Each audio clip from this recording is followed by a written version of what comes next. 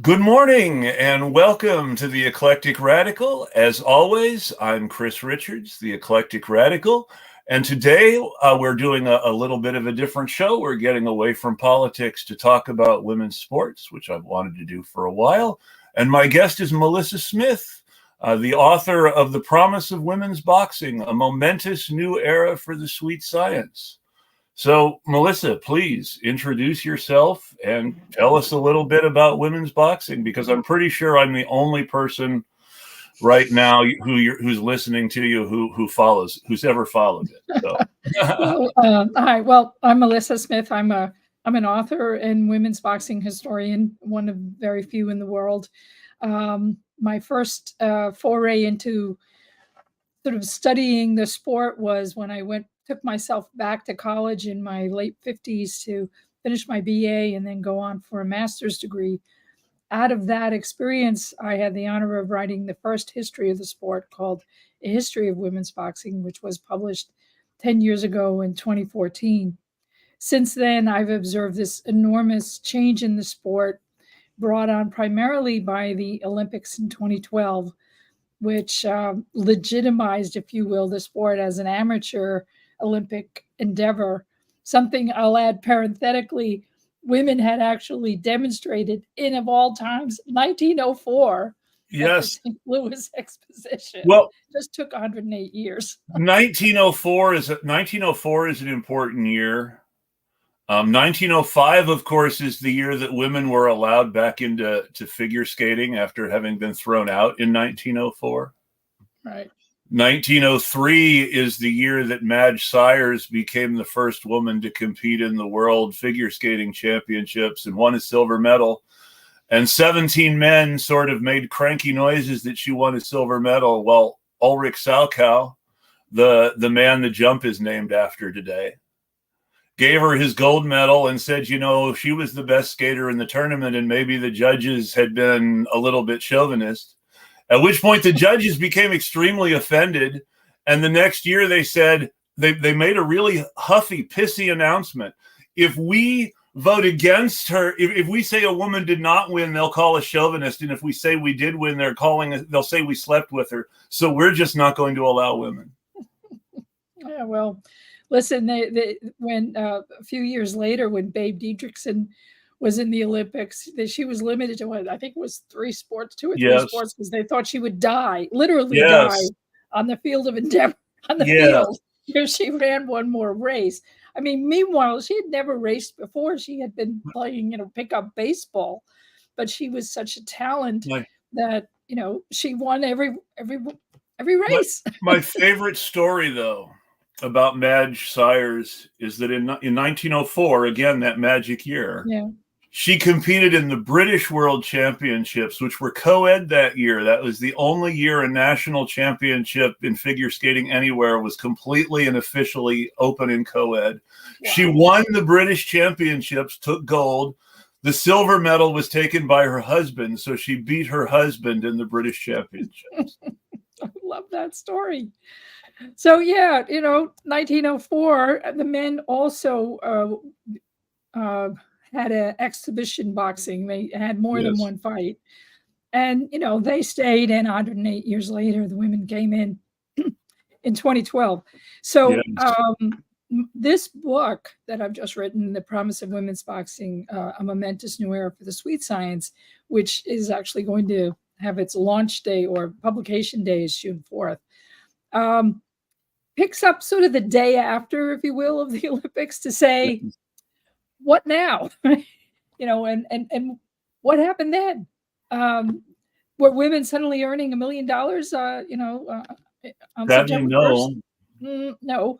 And so I really kind of delve into what happened, first of all, to the Olympians. I mean, we had a gold medal winner in the United States and a bronze medal winner in Marlon Esparza and Clarissa Shields. Yeah.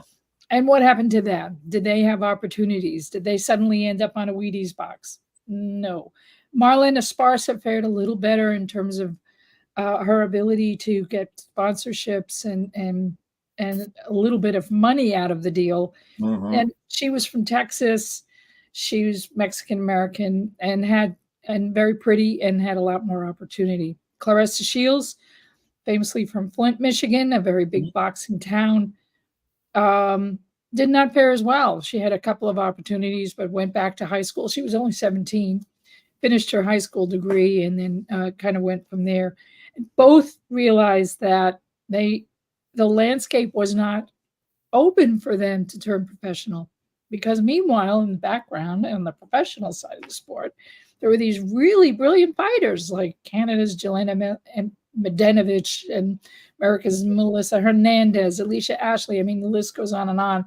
In terms Holly of Holm was extremely big at that time and was going to switch to MMA because she couldn't make any money boxing. Couldn't make any money boxing. You had Cecilia Brækhus, who 2 years later became the first female undisputed boxer of the world in the four-belt era. Extraordinary fighter. Just so you know my background of the sport, I was writing about women's boxing the day before the Olympics and stopped writing about it. I had a run as the writer of the women's boxing column in The Ring in 2011. Wow. So I was talking about prospective amateurs in 2011. I remember we were talking a lot about Christina Cruz, who ended up not winning a medal. Not winning, yep. We talked some about Marlon Esparza. We talked some about Clarissa Shields. I remember one of the names that I saw in the book was Amanda Serrano. I spoke to Amanda Serrano and her manager in 2011 before she became a big star as such as it goes. Well, yeah, because she was, starting to win titles. Well, her manager had a plan. At the same time in men's boxing, the Klitschko brothers were dominating the heavyweight sport and not fighting each other. And Amanda had a sister who had a title, and his manager they were going to make the Klitschkos look bad by fighting each other. Yeah, I mean, Cindy Serrano was a real name in boxing and a real force in boxing in the lead up, in the aughts, basically. Yes. 2008, 2007, 2009, when there were also boxers in the United States, such as Layla McCarter, who was just amazing. My last column in The Ring was going to be Layla McCarter, but they fired the entire editorial staff of The Ring in Pennsylvania. They canned them all, and they moved the offices to Los Angeles and made the guy who ran the website editor of The Ring, and he couldn't edit my last column. He didn't think he had time. He just wasn't as good as Nigel Collins. Could you believe it? The person they picked out of nowhere who ran a website and never edited a magazine before wasn't as good as Nigel Collins. Who would have thought? But yeah, so the thing with Layla McCarter, is, so that we're jumping around for an audience who may not know anything about women's boxing. But what's important about where we are in women's boxing right now, one of the big raps against it is they say, well, it's not real boxing because they're not fighting 3-minute rounds. Okay, we can talk about that. But the thing with Layla McCarter is that in 2007, she went to the Nevada Boxing Commission and said, hey, I want to have 12-3 for a championship fight. And they said, also trying, when I spoke to her in 2011, she was trying to make a fight with a guy. She wanted to fight a man. She knew she was going to win.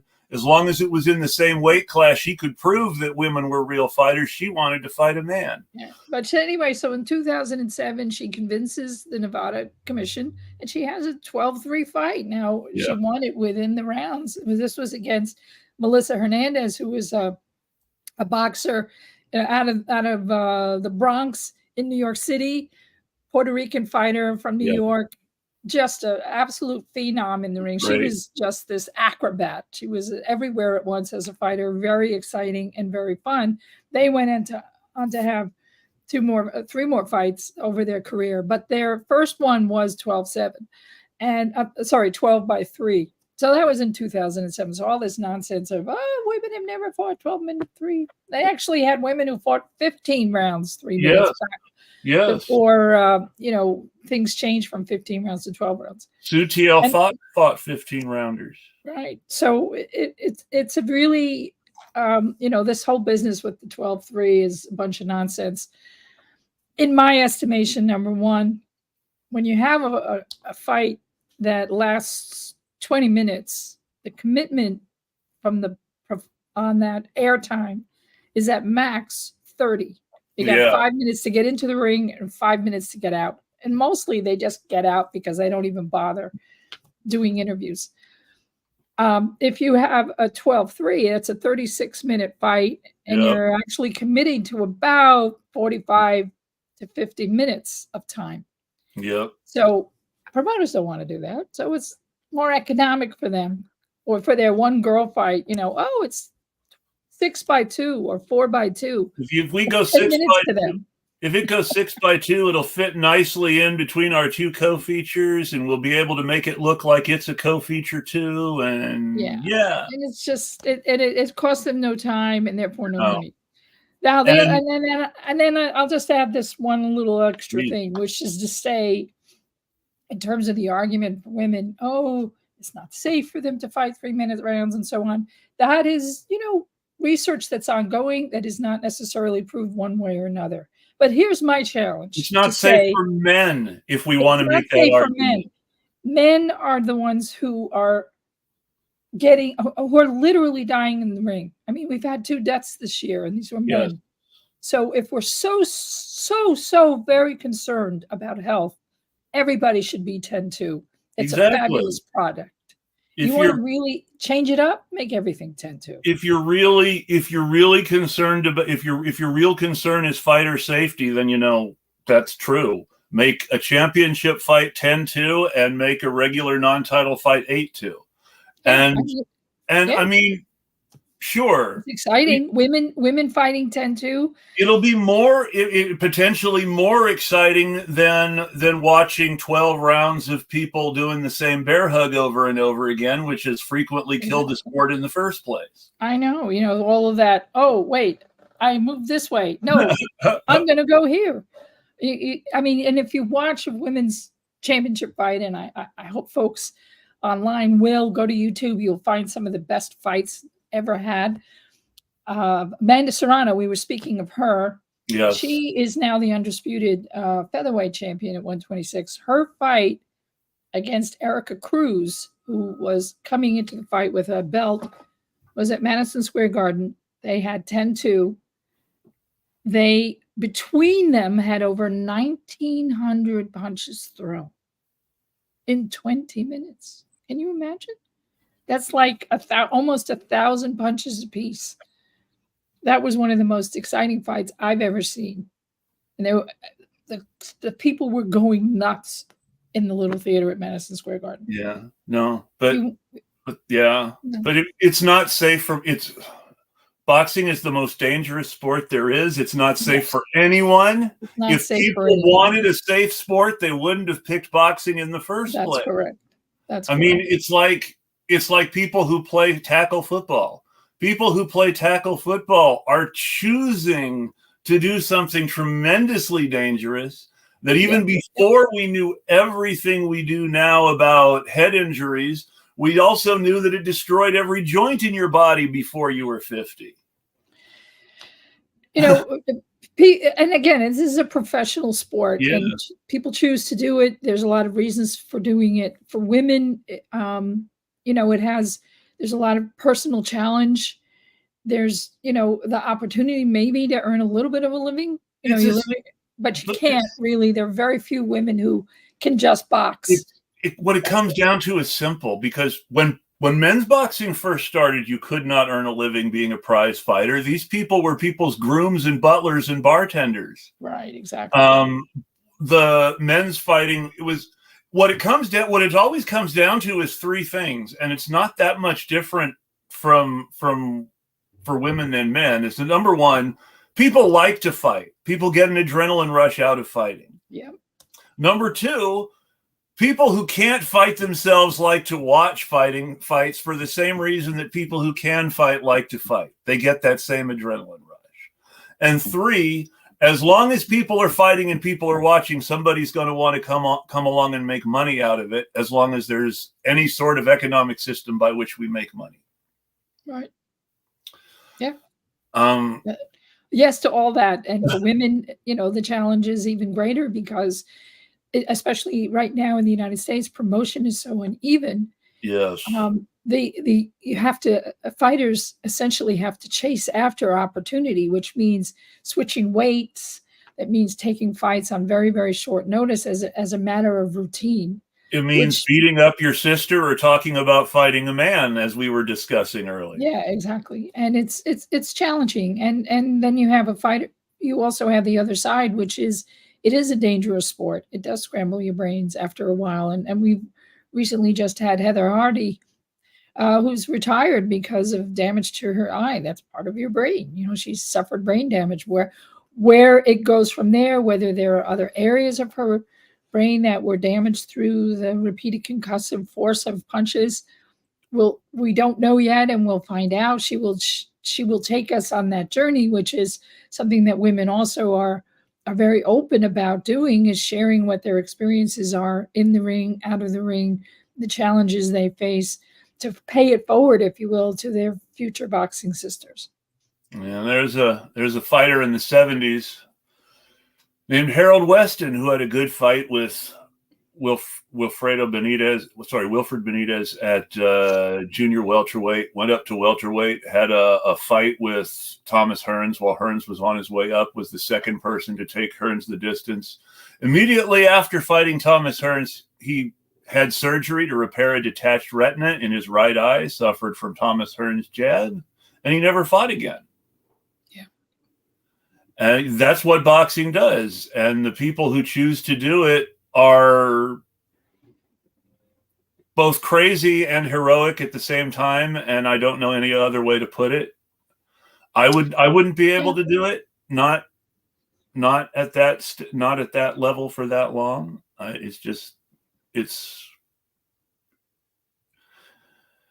at the same time, there's no purer form of competition between two people than a fight. There isn't, and especially at when you're fighting at a high level, when you're when you're a champion, and in women's boxing, we mostly see the best fighting the best yes. at their weight class, fighting the best at their weight class. So it becomes this miracle of improvisational dance, this miracle of truly what the sweet science is all about, and that heroism is there. It's like it must have been before Jack Dempsey, when it was people fighting in these improvised locations with the guy watching out for the cops, and these two people putting on the best fight they possibly could because the cops could show up at any moment. Right, yeah, and having to, there were like fields all over New York, Long Island, New Jersey, where they would have these fights. Yes. There were special little ferries you could take, like there on was the a QT to get to the boxing matches. There was a time in Texas before he was a star yet, when Jack Johnson fought a fighter named Joe Choinsky in a little town in Texas, and they got interrupted by the cops and busted, and they both went to jail. And the sheriff let them out and let them stay in rooms in a hotel that the police department paid for, while the cops fixed up the jail in return for them holding exhibitions outside the jailhouse that the sheriff's department could charge admission for. I love it. Listen, there was a fight. The first quote unquote women's international prize fight was held on this tiny little island off Buffalo, New York, which is part of Canada. So it was called an international championship. It was held in a barn because it was raining, sawdust on the ground. I mean, and there were, again, ferries that were taking people from Buffalo to go to this fight.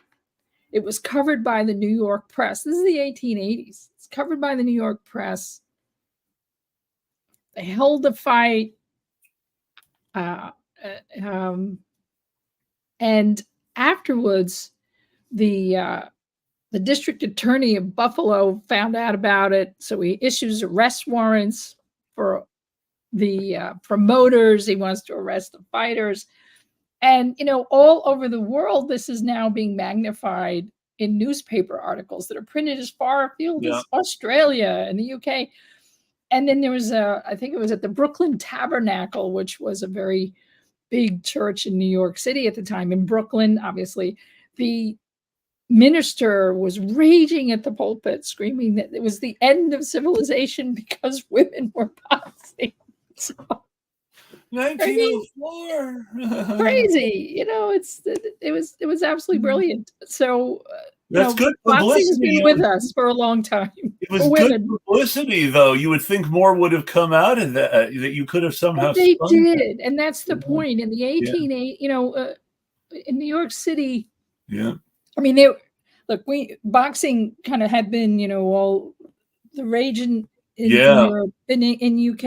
It was created in the UK and had championships. And there were a series of scandals, all sorts of fight fixing, the usual suspects.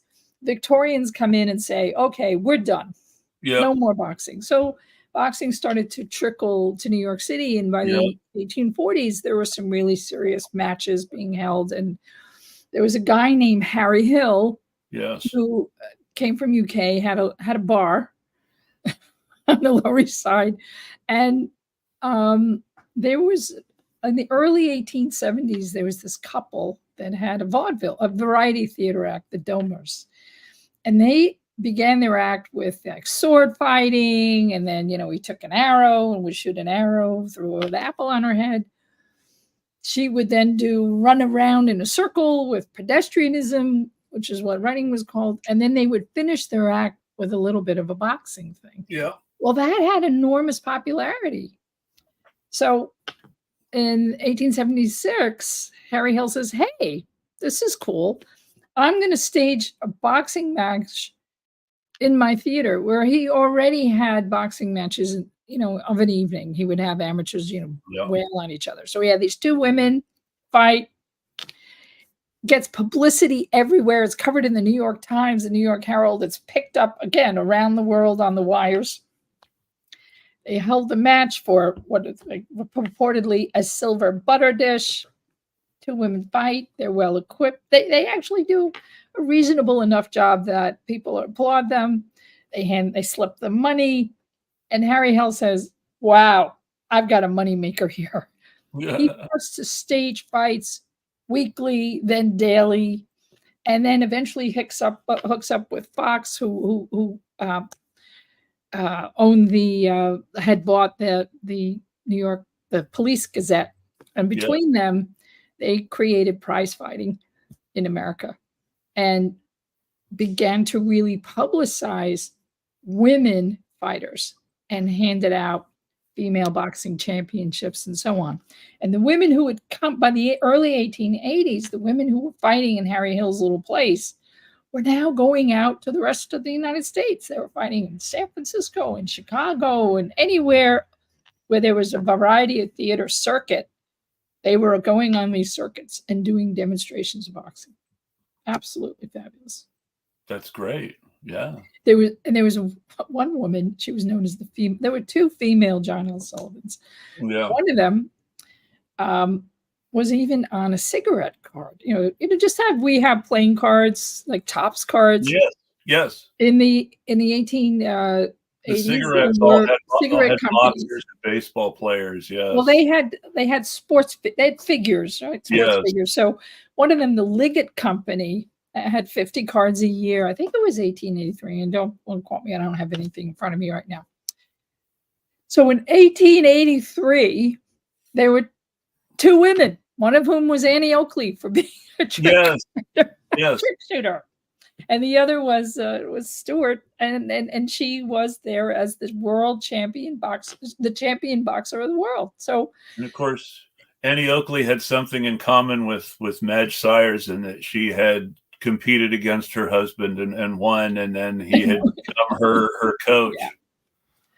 But it was Hattie Stewart, that was her name. And Hattie Stewart, actually learned boxing, not in New York. She had learned it in Virginia, in Pennsylvania, where she was from. So women were able to to learn the rudiments of the sport, such that by 1882, 1881, 82, when she appears at Harry Hill's to go on the variety theater, she was already an accomplished fighter. She already had all the skill sets taught by a real boxing person as a bare knuckle boxer, and then went on the variety theater stage. And these women would go around the country, and then they would have smokers where they would have real fights. And this was sort of underground kind of fighting. And that kept going on. And by the 1890s, women in America were boxing as a matter of routine for exercise, to the point where there were special gloves that were being manufactured, that were pneumatic boxing gloves, so that when they sparred, they wouldn't get hurt. They'd pump it up with air and then box. And then you had all sorts of like boxing cheesecake memes, with girls in their underwear pretending to fight. So it was a thing, and it was a thing enough for these women to very seriously have an exhibition in 1904. Then it just died until, even though there were women who continued to box, like Texas May. Well, remember, there's a huge reaction in 1904, and it's not it's figure skating. It was 1904 is when Vassar shuts down the women's baseball clubs. Right. 1904 is this huge reaction all across the world against women in sports. And part of it is this notion of, they were being inward. They were suddenly like, they're gay. Ooh. There was that, and you had the suffragette movement. I mean, there's all these other things going on because women were taking to the streets, going on hunger strikes, saying, I have the right to vote, all over the world. So, and there was that was still going on in the 1950s when they created that. Well, not sorry, it started in the 40s. The 1940s, when during World War II they created the women's baseball league for a short period of time to try to fill a gap, and they ended up regretting it because they felt that it actually took away from minor leagues instead of filling the major league gap, and they whined and fussed. But they actually made it a rule: we want our players to be feminine. We don't want any negative stereotypes about mannish women, they said, is the way they said. Listen, this permeates boxing. And again, if we look at our current period in boxing, it essentially began in 1996 when Christy Martin, who began boxing in the 1980s, was picked up by Don King, and he started to put her on cards in Vegas, and she was on a pay-per-view card, which was marked Mike Tyson's return to the ring to go for a title against Frank Bruno. And so the thing about these pay-per-views is that at the time in Vegas, everybody would show up to watch the whole card. It's not like now everybody strolls in at the last minute. So the stadium, the arena is packed. Everybody's watching from the beginning on pay-per-view. And Christy Martin was fighting a woman named Deirdre Gogarty, who came from Ireland, left Ireland to try to get, because she wasn't allowed to box there, went to England, did smokers there. That was still illegal at that time. Wasn't legal for another 2 years until Jane Couch took it to court, who parenthetically, she is finally getting her due, and she's being inducted into the Canastota Hall of Fame. That's good. International Hall of Fame next weekend. So 3 cheers for Jane Couch. That's great. But so Gogarty, who fought Couch actually, came to the United States, had a trainer out of Louisiana, and began making a name for herself as a fighter, and a very good fighter. So she ends up on this card with Christy Martin, and they fight 6 extraordinary rounds, end-to-end of boxing. Knockdowns, with blood, with everything. And it's like, oh my God, who are these women? They're amazing. Christy Martin ends up on the covers of Sports Illustrated, and all of a sudden it's like, oh, we need women on boxing cards. The thing with Christy Martin is when she started to rise in boxing, she had real knockout capacity. Yes. And it's not like she only fought meatballs. She fought really good fighters. Yeah. But tactically, she appeared in pink, and not Yeah. just pink, but baby pink. She wore baby Yes. pink shorts. She'd have a little Yes. white singlet. She had a pink jacket. Yes. And the thing there, and it was very much and she was blonde and very feminine presenting, even though she wasn't muscle bound, because that's not, it's just not her physique. That's actually considered bad in boxing anyway. You're right. But it's not like she had apparent muscles, but yes. Yeah. And so there was something very non-threatening about that. She fought 10-2. It's not like she was arguing to say, I need 3-minute rounds. She just went with the flow and did extremely well. She also inspired, generations of women in the ring, including Layla Ali, who everybody I spoke to when I was writing, everybody was inspired by Christy Martin and Layla Ali. Yeah. So one other woman who was inspired was a Dutch woman named Lucia Rijker, who was a very huge kickboxing champion, came to America to say, well, damn, if she can do it, I can do it. She ends up training with Freddie Roach, the first woman who he ever trained. And at the time, people would see her fight, they'd go, wow, she fights like a guy. That was the first woman who they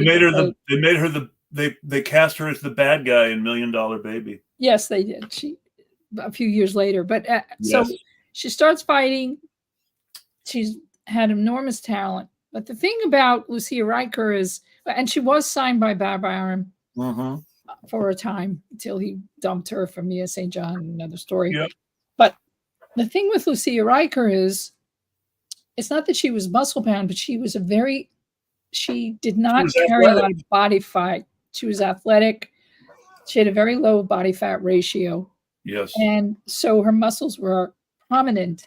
And her boxing style was very similar to the way guys fight.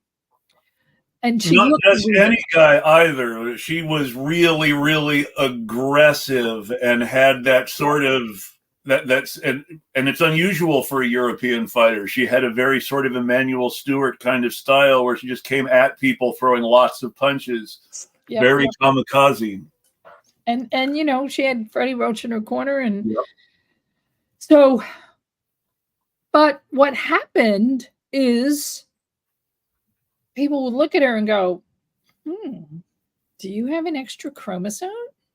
Yeah, so rude. I remember it got to be that it was like, well, I'm not going to fight you because, unless you take a chromosome test. Yeah, it was bad and nasty. It was like, people don't remember it as well, but it was like in the late 70s, early 80s between not Chris Evert, who was really decent about it, but the people around Chris Evert making snide comments about Martina Navratilova. Oh yeah, very much so. And whether Lucia Rijker was gay or not was never even a question. It never came up. It was just it had to do with the fact that the fact of her appearance. She was people don't like athletic women when they're especially at that time.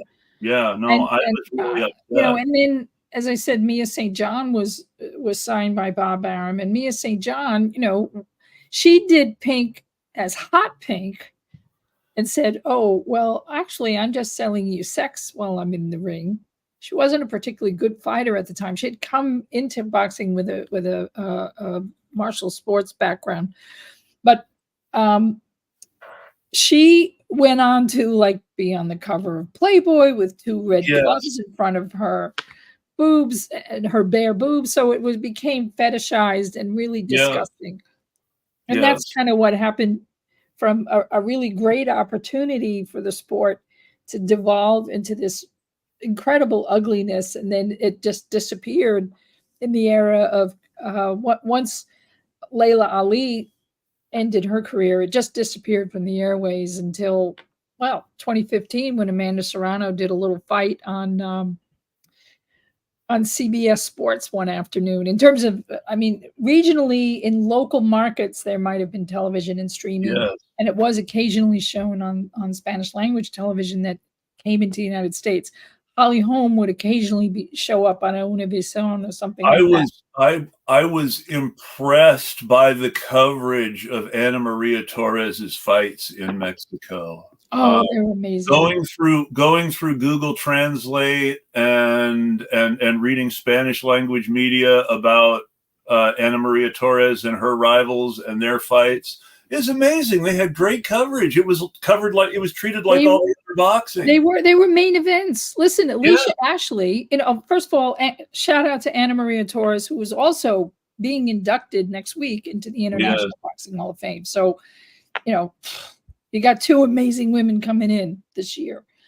And Ana Maria Torres as a fighter, she ends up on your top 10 pound for pound, all women of all time. So yes, she was a main event. Jackie Nava was a main event who will come in when it's ready to happen. She'll come in on the first ballot. Alicia Ashley, the American fighter, she would come down to Mexico. She was a title holder. She'd come down to Mexico as the A side in championship fights for WBC, be a really big deal and be covered on Mexican television. It was the only way she ever made any money, because here she made $3,000 for winning the WBC the first time, but in Mexico she'd get $20,000, $30,000 for a fight. And the big complaint, that I heard when I was writing in 2011, and I'm sure it's the reason they went to MMA because there was no money in it, is that because all the money in a Holly Holm fight went to Holly Holm and the people around Holly Holm, and there was nothing left for Holly Holm's opponents. No, oh yeah, they got nothing. And I mean, Holly Holm had a unique situation. Yes. She had a home audience and a promotion that was built around her, just like it would have been built around any male prospect of the same level. Absolutely. As I said, it was very unique. I mean, even Governor Richardson showed up at her fight, and there would be a 4,000 seat arena sold out with a lot of screaming fans. She's the main event. That was a very, very unique situation related to her, related to being in New Mexico, and just how that all didn't happen for any other fighter. And certainly in the United States for any woman, never happened. And her promotion did not do anything to help women's boxing as a whole. They were all about. They didn't care. They were about Holly.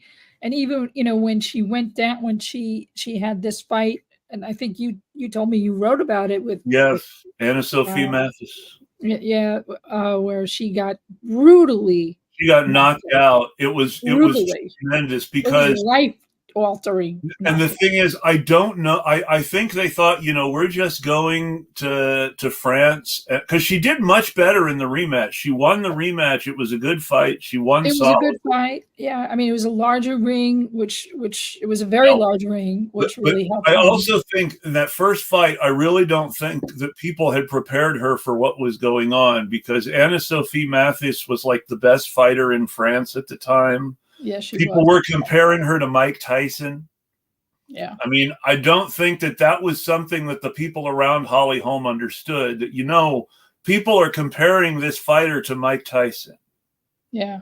And they weren't prepared for that. And you see the difference between the two fights. And the bigger ring makes an absolute huge difference, because Holly Holm's style was boxing, and Anna Sophia Mathis's style was to knock you the fuck out. Exactly right. And Holly, was a stick and move fighter, and being in the ring and being able to wrap it around it, stymied Mathis, and as you say, it was a very good rematch for Holm. By that point, it was sort of like, yeah, I'm out of here. Yeah. Then it was straight from the rematch to MMA.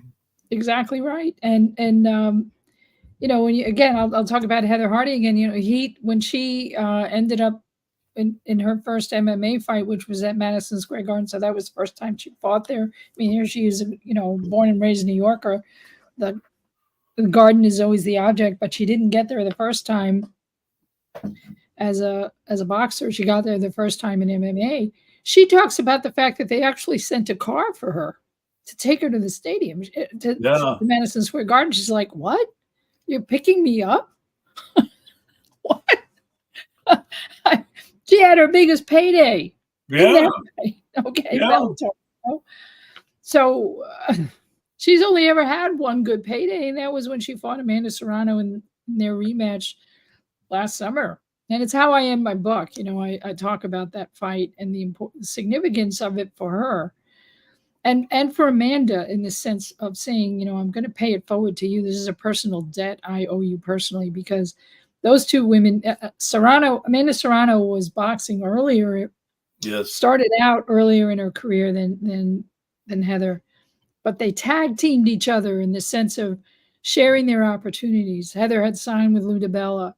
She was able to help Amanda get that introduction so that she became started to be promoted by Lou DiBella. I remember Amanda's manager was very motivated. Sorry, I didn't mean to cut in. I remember Amanda's manager was extremely motivated. We are going to be successful, and we are going to make other women successful. Yeah. So, and it's where she is now, you know, in terms of, and I have to say, you know, I'm not a big fan of Jake Paul from the standpoint of his being disruptive in a sport, but on the other hand, what he has done for her and to elevate opportunity and to force the conversation. I mean, let's face it, when Amanda Serrano fought Katie Taylor, who was the undisputed lightweight champion at the time in 2022, this is a fight that Taylor wanted really from the beginning of her career.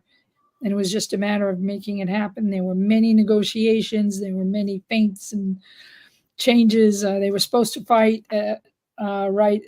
Then COVID happened. They were then going to try to fight during COVID. That didn't happen. Serrano ended up meeting Jake Paul because she had been he was fighting one of his Instagram type of fights on Showtime. And he said to Steven Espinoza at the time, "Hey, I'd like a female bout. You have any recommendations?" And he said, "Oh, well, go with Amanda Serrano." He put her on the card, gave her a decent payday, but came to really see what a hard worker she was. She was a much better boxer than he'll ever be. Yeah. And was incredibly impressed with her work ethic. And out of that began the discussions and that led her to leave Lou DiBella, join MVP. And then when the discussions began again with Eddie Hearn and Matchroom for the fight with Katie Taylor, that conversation changed because they were like, no, Amanda counts here, and you're going to pay her, and you're going to pay Katie, and they're both going to, if anybody's going to get $1 million, they both are. Mm-hmm. And then the conversation then was like, well, where? And when Madison Square Garden came into the mix, it's like, well, yeah, and main room here, guys, not the little theater, main room, main event. And now, and by comparison, you know, women's boxing has people fighting for undisputed titles all the time. And the men's heavyweights just got their first undisputed champion since Lennox Lewis. In 25 years. It's crazy. Yeah, it's absolutely crazy. Absolutely crazy. And you look at the way that in some, the story that I will always remember is another one of those great 70s, 80s stories about how boxing killed itself. Yeah. Alfonso Zamora and Carlos Zarate were the two best bantamweights in the world. And one of them was the WBA champion, and the other one was the WBC champion. And they wanted to fight a unification fight. And the WBC threatened to strip Zamora for fighting Zarate, for unifying the titles. And so they ended up having to fight at like a pound or two above the weight limit with no title on the line in order for the two best guys in the world to fight. And it should have been for the undisputed bantamweight championship, but it was not allowed to happen because money. Well, yeah, money is the issue. I mean, for women, there was a time when you couldn't even unify. Ava Knight, who's one of the best boxers to ever fight, who's never been heard of outside of, our little boxing circle. She had won a title, I think IBF. She had the opportunity to fight in Mexico, to fight Jackie Nava. Yes. And Jackie Nava had the WBC, but she was not allowed to fight for both titles. If Jackie Nava won, she would keep her WBC title. If Jackie Nava lost, the only thing Ava could get was the WBC diamond belt, which she defeated Jackie Nava, got the WBC belt, diamond belt, but it meant nothing in terms of her ability to claim championship. And she eventually lost the IBF because, time and so on, and only ever competed for these like baby belts because she never had the chance. And a tremendous fighter who was locked out. Yeah, like listen, right now today, she's fighting for Team Combat League because there's no fighting in America right now for women of that caliber. Yeah. You can do club fights, and they are a lot of them, little 4 and 6 rounders with new fighters. But experienced women can't get a fight here. So you got Ginny Fuchs is fighting for them. Erica Farias has been fighting on the of course, team. When there are fights, there's no media coverage. I couldn't write about a unification fight because it was happening in 2011 between Christina Hamner and another super middleweight title holder. I couldn't write about it because there was no way for us to get pictures of it, which is just, if you think about it, the most ridiculous thing ever. Because it was a magazine, so we have to have photos. And if we can't get photos of a fight, we can't write about the fight, even though this is for the undisputed super middleweight championship of the world. So it ends up being a footnote in an article about another fighter who we can get photos of, even though this is much, much bigger news.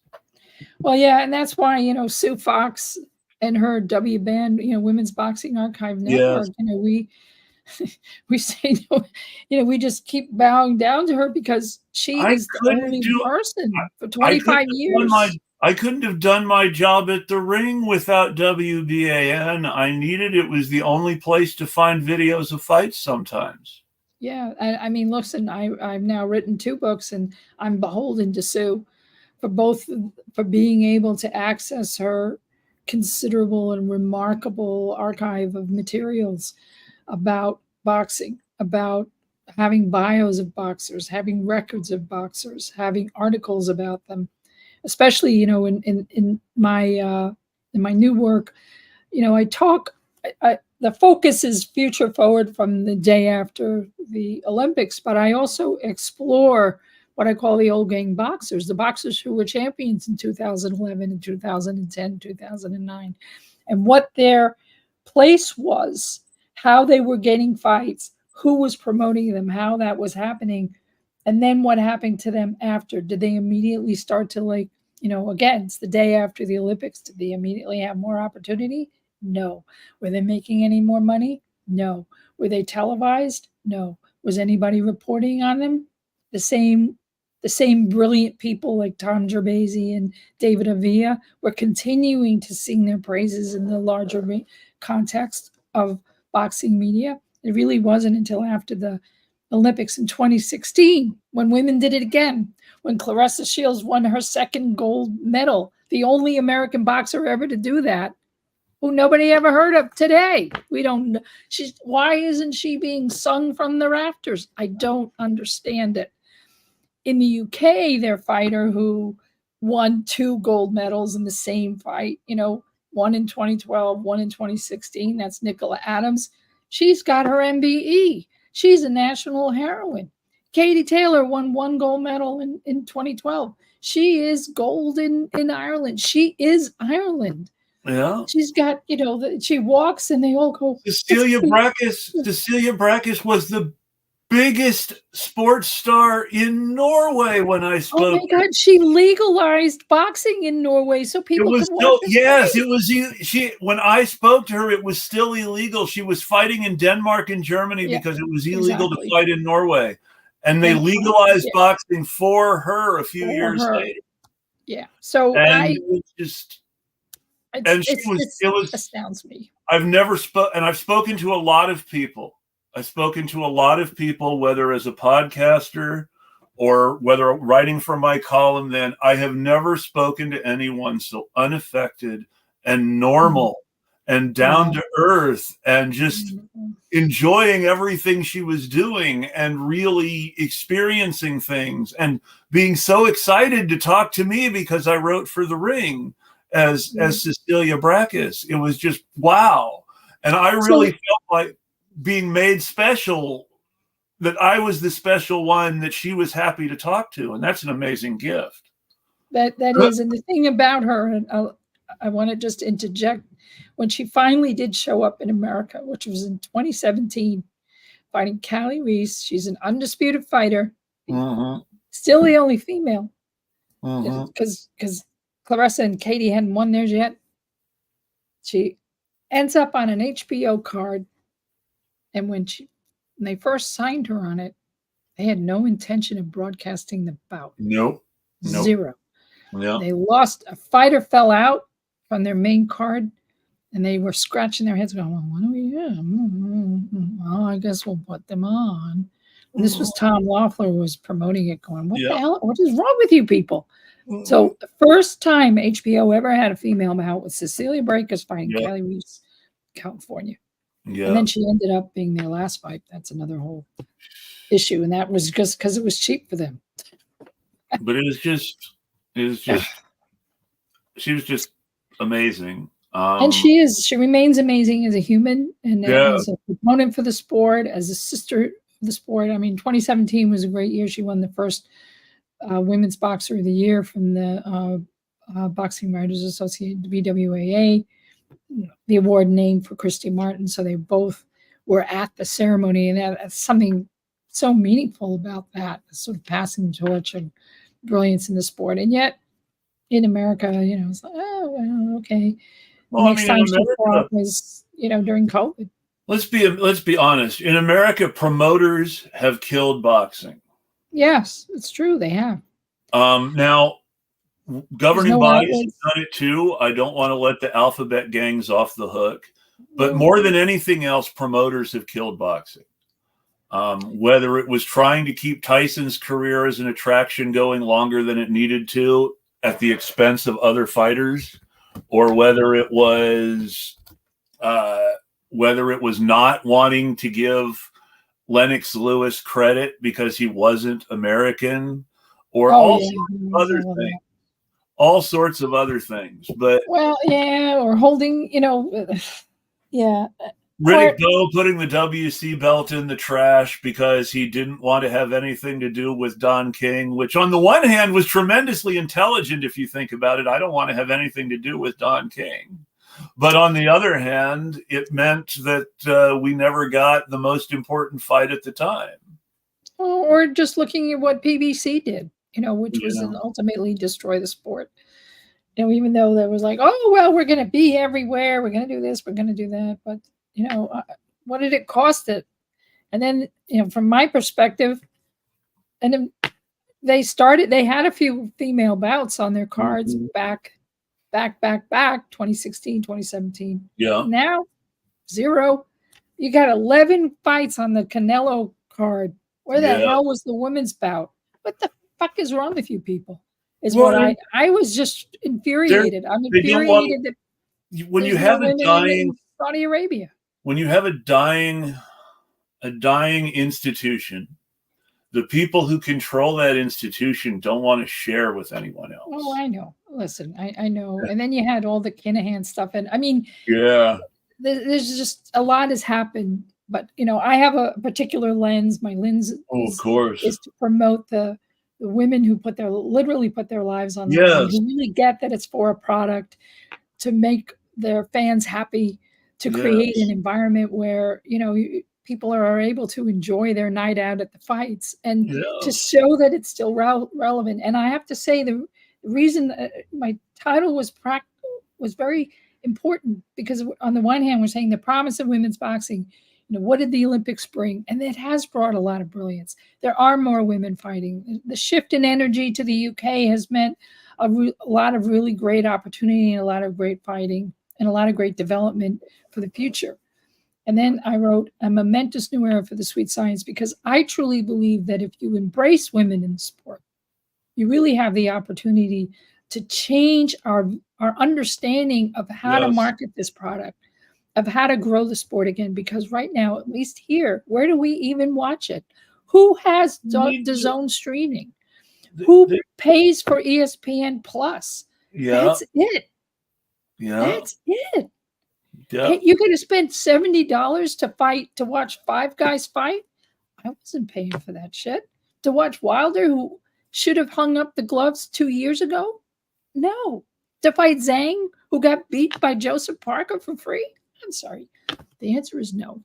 I mean, and we were saying the same thing in 2011. We were saying, do we really want to see Evander Holyfield fight again? I mean, Evander Holyfield is a great fighter, and clearly he can still compete at a top level. But do we really want to see a guy who's almost 50 fight again when he has nothing to prove anymore? It's not like he has a George Foreman ghost to exercise. He just wanted to keep making money because we get that. Afford to live without making millions of dollars per fight. We're not making millions, or look, there's a lot of motivations for fighting, but from the standpoint of saying, I'll put Wilder out there and I'll fight Zhang, that was a horrible knockdown last night. It was horrible. I commend the ref for saying, okay, we're done, even though he made the count at 9, because the guy should never fight again. That's it. But the thing is, coming into that fight, understanding this 5x5, we all knew this was a train wreck ready to happen, because Zhang has he's got a meatball head. He's got a football helmet for a head. He was not going to go down. You look at some fights, like especially some of the fights that didn't happen because something derailed them. But there was one point where they were literally going to do Tyson Galata because they were sure it was going to be a train wreck, and they wanted to market the train wreck. Okay, but meanwhile, so we got 5x5, and where was the women's bout? Yeah, where was that? Exactly, I agree with you completely. Because that would have been a really exciting bout. Would have been better than the train wreck. It would have been a heck of a lot better than the train wrecks I saw. But they've been doing this. We were complaining about this in 2011. Layla, as my column was being canceled, I was talking to Layla McCarter, and we're talking about how they could have had these great fights on these TV cards instead of some of these stinkers. I mean, just imagine some of the fights that could have been on HBO main events instead of Roy Jones fights. Oh, listen, Kalisha West, when Kalisha West won her WBA belt, it was the first time a women's bout was at the Stubb Center. It was on HBO, not on the main event. It was way below. It was the only, but let's look at that fight card. It was the only title fight on the card. Yeah. It was promoted by Golden Boys. The first time they put a women's bout on there, and great fight. Yeah. She's terrific. Don't get me started. I'm going. Can't even find the video. Give me a break. I admit that I have a genuine grudge against Golden Boy and Oscar for all that 2011 stuff. They closed down the Bluebell office of the ring. They fired the best boxing editors in the world. They have me writing a column for a guy who wrote a website. Now, keep in comparison that I'm like a nobody who's doing this column because the editor wanted me to do it. And so it's not like I'm some established writer who doesn't need editing. I'm somebody who's new in the business, and I've just lost the best editor in the world, really, at the time. And now this guy who's doing the website is telling me he can't edit my copy by the deadline. And it's like, dude, why did they hire you? But then it was because they thought that running the magazine was like running a website, and they didn't have any idea of print deadlines and things like that. Well, And so I have a grudge against Golden Boy and Oscar De La Hoya. I have to admit it. well, what I can say is that their track record for female boxing is Fair to improving. middling. Fair to Is middling. improving. Yeah. They, with the zone, there are main events coming out of Costa Rica and Mexico with female bouts, not out of America, but it was always better in Mexico. I mean, boxing in general has always been better in Mexico. And as I said, the center of gravity for women's boxing has now shifted to the United Kingdom. It's where all of America's best fighters go. Clarissa Shields fights there. Michaela Mayer. I mean, just look, 2 weeks ago, you had Jessica McCaskill, who had been undisputed, defeated Cecilia Brækhus, fought Lauren Price, the delayed 2020 Olympic gold medalist, Lauren Price at welter, and she is the pride of Wales and is starting to occupy a space in Wales that is similar to that she aspires to be similar to the space that Katie Taylor holds sway in Ireland. But again, when it comes to a woman like Clarissa Shields, who's a double gold medalist and 3-time undisputed fighter, people could care less here, and I find that shocking. And she has a film coming out, a biopic coming out this summer. I hope that brings some traction and some understanding of who she is and where she comes from. Because let me tell you, what she has had to overcome, most people would just have died. That's the truth. Would never have achieved what she's achieved, would never have had a single moment as a healed human in progress. I mean, I have hope for women's sports in general. I'm optimistic because some of the Caitlin Clark coverage has been very, very promising. Yes. People in basketball have really understood the importance of what she did by setting the single season record in both the scoring and the assists, which is something no one's ever done before in men's or women's. Yep. So, I mean, it's not just that she's the next Larry Bird. It's that, but comparatively speaking, she is better than Larry Bird. Yeah. Yeah.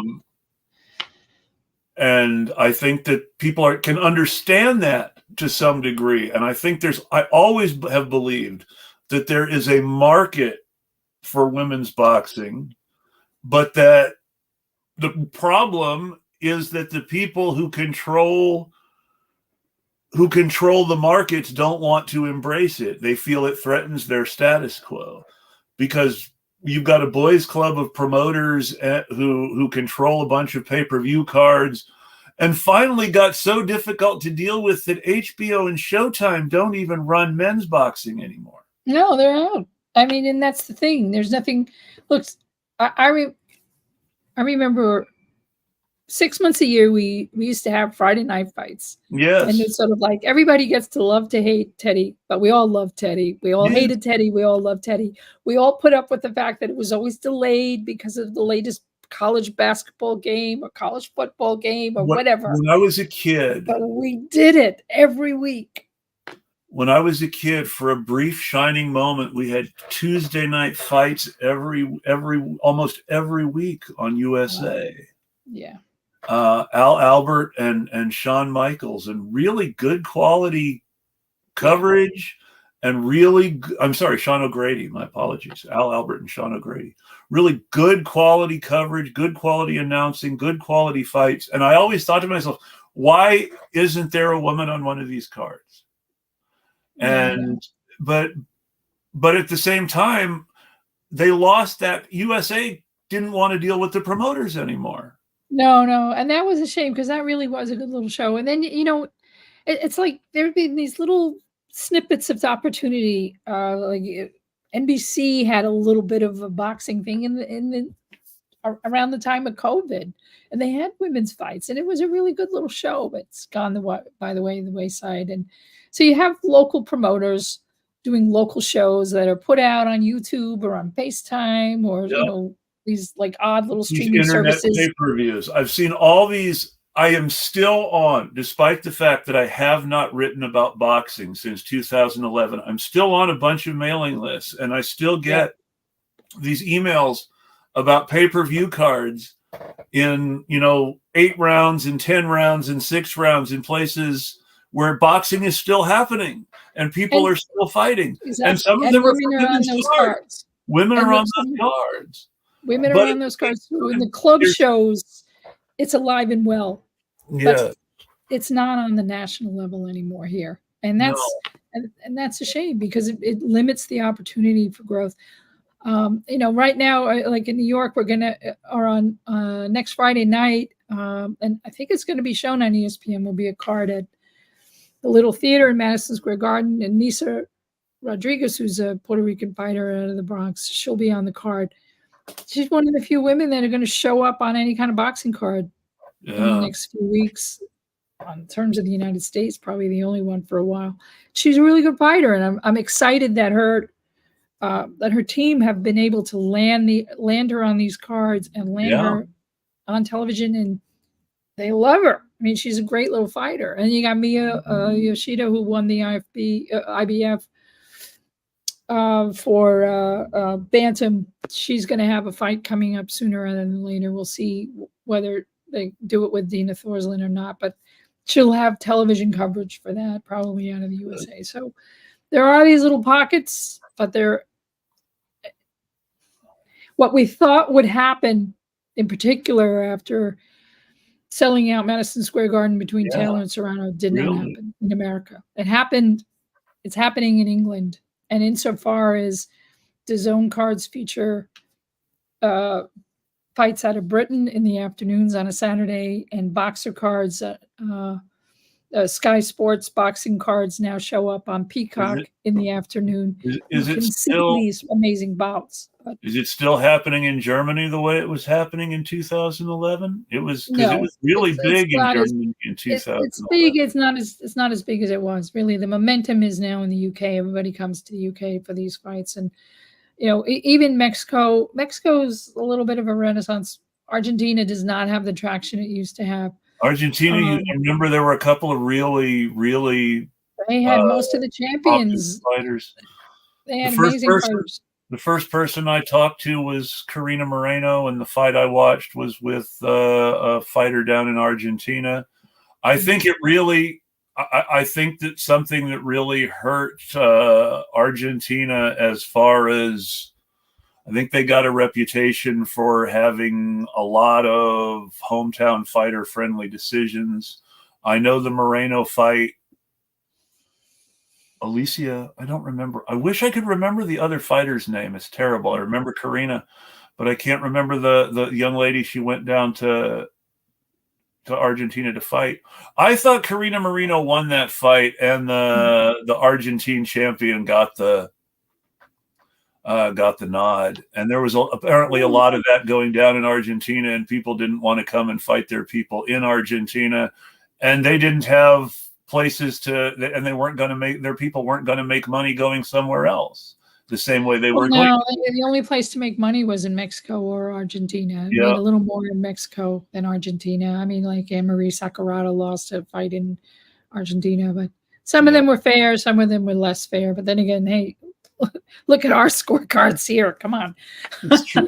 I mean, I'm sorry, it's boxing. Unless you win by a knockout, and even when you win by a knockout, you still might not win. So, it's true. It's true. There have been some interesting. I remember, 2011. That was when James Toney was constantly having fights turned into no contest because he was failing drug tests. Yeah.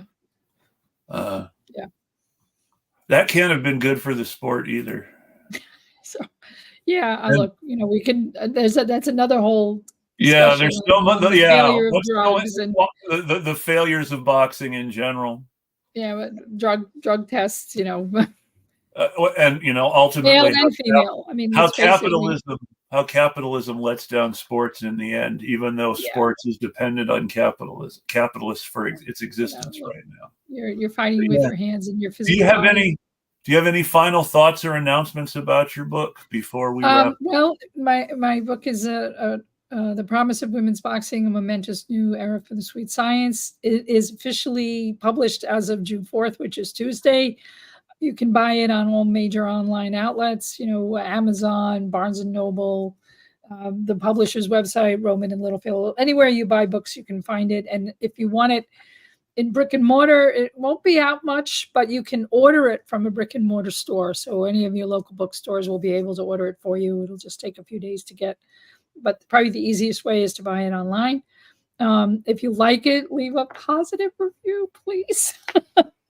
Everybody needs. Please keep it to yourself or email. Find me online, and you can. Everybody needs the positive reviews these days. If you like the show, remember to mash the like button, share it somewhere. Mash the like button and subscribe. Yes. If you enjoy the show, if you enjoy the show, check out my Patreon page and consider becoming a patron. I could really use the help right now. It's tough doing this on a Sunday morning for free, but it's worth it. Melissa, thank you very much for joining me today. Thank you so much. Oh, and one other last thing. I'm at Girl Boxing Now across social media. Even still on, shitter, just because it's where boxing lives. So. Well, I'm still there for the simple reason that that's where my platform is, and it's too hard to move your platform somewhere else. I tried Blue Sky; it's not active enough to move my whole platform there and be able to. They do have direct messages now, but I still can't stream my show to Blue Sky the way I can stream it to Twitter. So it's. Gotcha. Twitter is still the place. I hate it, but it is. But I refuse to give Elon Musk my money. I draw the line there, and I try to block all the annoying right-wing ads because I refuse to let them make any money off my browser. Okay. But on that note, this was great. I so appreciate the platform, the opportunity to talk to your audience, and and talk about the sport I love with somebody who loves it too. I love boxing. I have always loved women's sports and been a big booster of women's sports. My favorite stories are of the women who were essentially shut out because men were afraid of looking bad. There was there was a young lady who at 16 struck out Babe Ruth and Lou Gehrig, and who was in discussion to sign with a minor league team for the Yankees, but who ended up basically Babe Ruth said, no, that would make me look bad. And so they didn't sign. So she never got a chance. And then, of course, they killed the women's league because it was cutting into minor league baseball profits. And worst of all, they made it against the rules for women to play in organized baseball, thereby forcing women into the ghetto of softball. Yeah. It's like figure skating, where, as I mentioned at the beginning, women's figure skating was invented as a sop to the ego of the British national champion, who was a woman who had beaten the best man in Britain, who was her husband, and who had previously, the year before, been crowned as his successor by the best figure skater in the world. And people just didn't want to deal with the shock to the status quo of the best skater in the world being a woman. Yeah. Because they didn't know how to fit themselves into that world anymore. And ever since then, I've thought, that's not fair. Yeah. And it's really, really important. People so forget this. And this is my final thought. And you can drop off if you want. You don't have to stay for it. But my final thought is that these first athletes, Madge Syers, was not fighting for a women's figure skating championship. Madge Syers wanted to be the figure skating champion of the world. Ulrich Salchow believed that Madge Syers could be the next figure skating champion of the world. And the establishment chose not to allow it, because they were scared of what it meant if women could be better at sports than men. Yeah, and that's something to think about, is that women, a lot of women's sports exists as a ghetto to protect the ego of men. And we don't think about that ever. Almost. That's why the women's PGA was started, because Dave Peterson was too good of a golfer. And that's why, and as an insult, the ladies' tees were deliberately made shorter than the men's tees, so that they could say, "Look at this. They're not playing real golf." 12-2, 10-2 versus 12-3. Exactly. So exactly. Full circle to it. Full circle. Thank you again for joining me. You have a great week. Thank you. You too. Bye-bye. And everybody else, thank you very much for joining us. And, I'll be here next week. Next week, I am going to have Phoenix Calida back to talk about race and culture and politics and sex work some more. So everybody have a great week and take care. And